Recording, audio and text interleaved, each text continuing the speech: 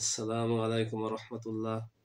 সম্মানিত দর্শক ও সুধী, আশা করি যিনি যেখানে রয়েছেন ভালো আছেন, সুস্থ আছেন। আমি আপনাদের সামনে হেদায়েতের ক্ষেত্রে হিকমতের তাৎপর্য সংক্রান্ত একটা বিষয় শেয়ার করতে চাই। তাহলে শুনুন। দিল্লি নিজামুদ্দিনের তাবলিগ জামাতের প্রতিষ্ঠাতা হযরত মাওলানা ইলিয়াস সাহেব রহমতুল্লাহ আলাইহির ছোট ভাই ছিলেন মাওলানা মুহাম্মদ আলী, একজন বিদগ্ধ আলেমে দ্বীন এবং এলাকার পীর সাহেব নামে খ্যাত। তার ছিলেন অনেক মুরিদ। তাদের ভিতর একজন হলেন হাজী আব্দুর রহমান। হাজী সাহেব যদিও লেখাপড়া কম জানতেন, কিন্তু তিনি ছিলেন খুব পণ্ডিত ব্যক্তি এবং হিকমতে পারদর্শী।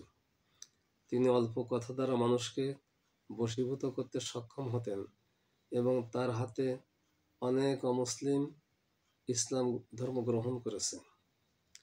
তার এলাকা মেওয়াতে ঘটনাক্রমে আসেন এক হিন্দু পণ্ডিত, যিনি সাধুজি নামে খ্যাত।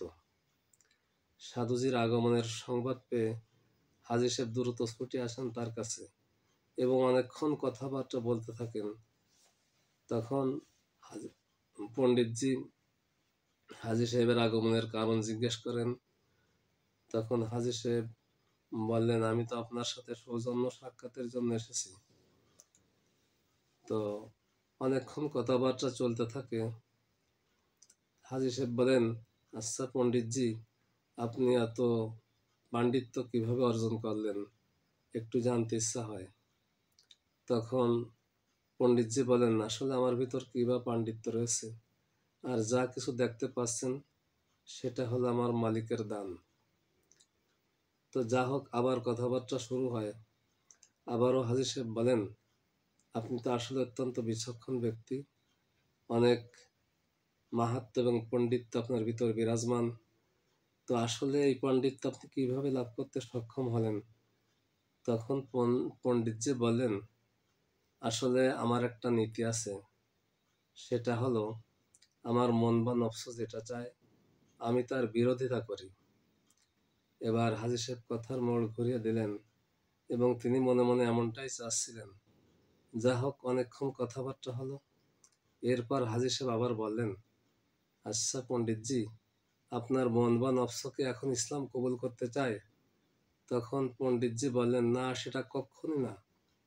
তখন হাজী সাহেব বললেন, পণ্ডিতজি, আপনার তো এখন ইসলাম কবুল করা উচিত।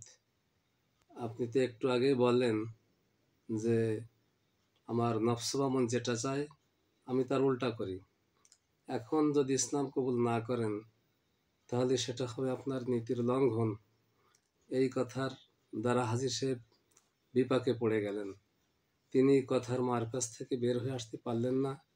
তখনই তিনি হাজী সাহেবের হাতে হাত দিয়ে ইসলামের কালিমা পড়ে মুসলমান হয়ে গেলেন এবং তার দেখা দেখি সেখানে যত অমুসলিম ছিল সবাই মুসলমান হয়ে গেল।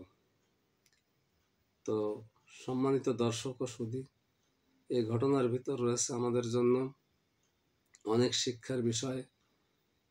এখানে আমাদের বোঝা উচিত, যিনি দ্বীনের দাওয়াত দেবেন তাকেই যেতে হবে হেদায়েত প্রত্যাশীর কাছে এবং তার কাছে এমন কথাবার্তা উপস্থাপন করতে হবে যেটা তিনি সহজে বুঝতে সক্ষম।